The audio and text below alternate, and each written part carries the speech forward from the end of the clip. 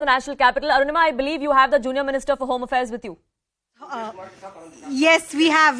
MOS Home, Ajay Mishra Teni is joining us live on this broadcast. Sir, बहुत वक्त से ये सवाल पूछा जा रहा था कि पॉपुलर फ्रंट ऑफ इंडिया को बैन क्यों नहीं किया जा रहा। आखिरकार आज सुबह आप लोगों ने ये घोषणा कर दी।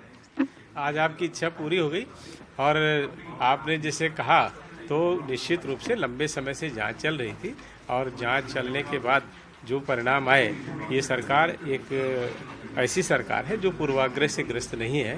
हम उसी आधार पर कार्रवाई करते हैं, जो हमारे पास तथ्य, फैक्ट और साक्ष्यात हैं, उसके आधार पर हमने कार्रवाई की। तो ये माना जाए कि आपने एविडेंस को कंसिडर किया और जब पूरी तरीके से आपको लगा कि एविडेंस सही है तभी ये डिसीजन। देखिए, एक संस्था और उसके साथ काम कर रहे उसके संगठनों को जब प्रतिबंधित किया गया है तो निश्चित रूप से आपको ये मानना चाहिए कुछ ना कुछ ऐसा मिला है जो उनकी गतिविधियों को संदिग्ध बनाता है। सर, उनका एक ऑर्गेनाइजेशन है SDPI, उनकी तरफ से एक स्टेटमेंट जारी किया गया है और कांग्रेस के कुछ नेता भी उसी भाषा में बोल रहे हैं कि PFI और RSS एक ही पल्ले के एक तराजू के दो पल्ले हैं, दोनों को बैन कर देना। देखिए, ये हमारा दुर्भाग्य है। राजनीतिक रूप से इस समय ऐसे विरोधी दल हमारे यहाँ हैं जो कई बार राष्ट्रहित के बजाय राष्ट्र का नुकसान कैसे हो उस स्थिति तक पहुँच जाते हैं। मेरा उनसे यही अनुरोध है कि उनको सोच समझ करके बोलना चाहिए और इस तरह की बातों से बचना चाहिए। कोई भी संगठन हो, उसके विषय में अगर उनको जानकारी नहीं है तो ये भी कह के हट भी सकते हैं कि मुझे इसकी जानकारी नहीं है, लेकिन जैसी उनके मन में हताशा है, निराशा है, राजनीतिक रूप से वो फेल हो चुके हैं, तो ऐसी दृष्टि में इस तरह के आरोप लगाना स्वाभाविक है। सर, आपसे बात करते करते लालू प्रसाद यादव जी का एक ट्वीट आया, मैं आपको पढ़ के सुनाती हूँ। कहते हैं PFI की तरह जितने भी नफरत और द्वेष फैलाने वाले संगठन हैं, जिसमें RSS भी शामिल है, उन पर भी बैन लगाना चाहिए। बड़े मंजे हुए ये नहीं, बड़े नेता हैं, मैं उनका सम्मान करता हूं, लेकिन जिस तरह की राजनीति उन्होंने अभी तक की है उसमें धर्म और जाति की राजनीति वो करते रहे हैं। नफरत फैलाने का काम बांटने का होता है।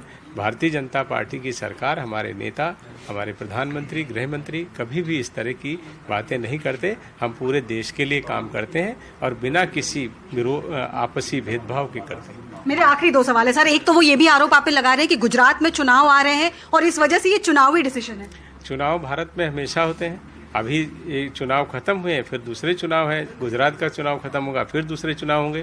चुनाव तो लगातार होते रहते हैं। चुनाव को लेकर के भारतीय जनता पार्टी कभी काम नहीं करती, हमारी सरकारें भी काम नहीं करती। हम देश के लोगों की सेवा करने के लिए आए। और सर, जहां तक एविडेंस की बात है, ऐसा कहा था NIA ने अपने FIR में कि टेरर फंडिंग, टेरर रिक्रूटमेंट और एंटी इंडिया एक्टिविटी ISIS के साथ जोड़ने को लेकर भी PFI का एविडेंस आया है। क्या आपको मंत्री के तौर पर और एक नागरिक के तौर पर लगता है कि अब देश भयमुक्त हो सकता है?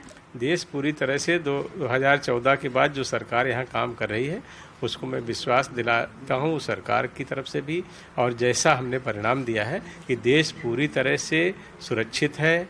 शांति व्यवस्था, आर्थिक ज़रूरतें, शिक्षा, चिकित्सा, सीमा की सुरक्षा, प्रत्येक क्षेत्र में हम आगे बढ़ रहे हैं और दुनिया में भारत के प्रति विश्वास बढ़ा है। बहुत बहुत शुक्रिया हमारे साथ बात करने के लिए। That was Ajay Mishra Teni, MOS Home, who was speaking to us about the evidence that they had against Popular Front of India and also what next, and also the political attack that is happening on the government.